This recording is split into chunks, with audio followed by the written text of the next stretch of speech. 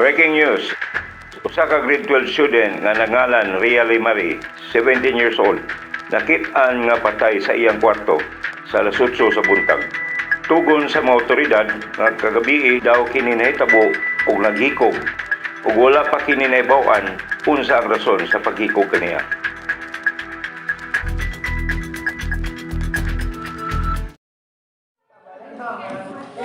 Ria. Ria. Ria, mata na Ria. Muli na. Ria.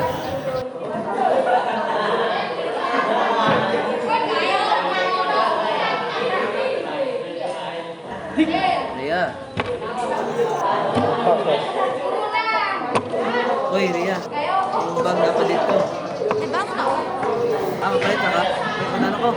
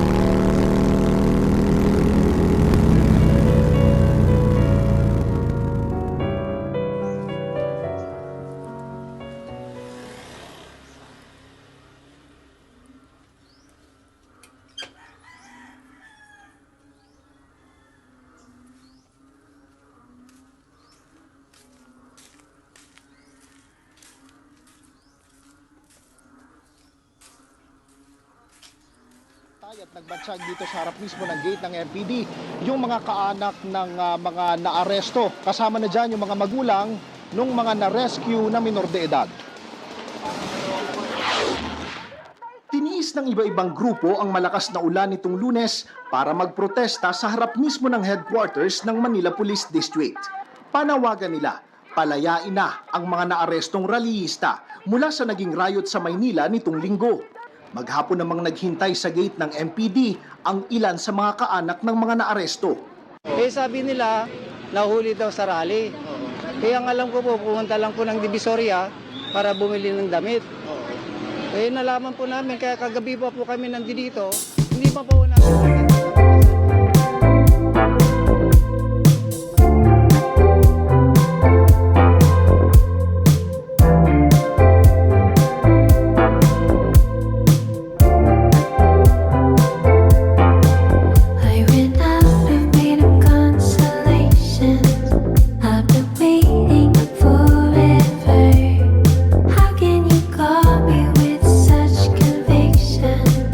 Sugarcane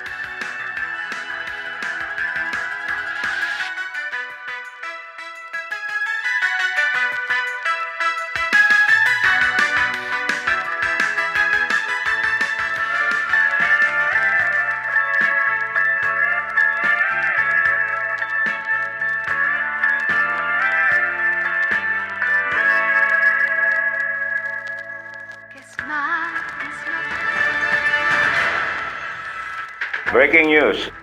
Usa ka grade 12 student nga nangalan Ria Marie, 17 years old, nakit-an nga patay sa iyang kwarto sa alas 8 sa buntag. Tugon sa mga otoridad nga kagabi daw kini nahitabo og naghikog ug wala pa kini nahibaw-an unsa ang rason sa paghikog kaniya.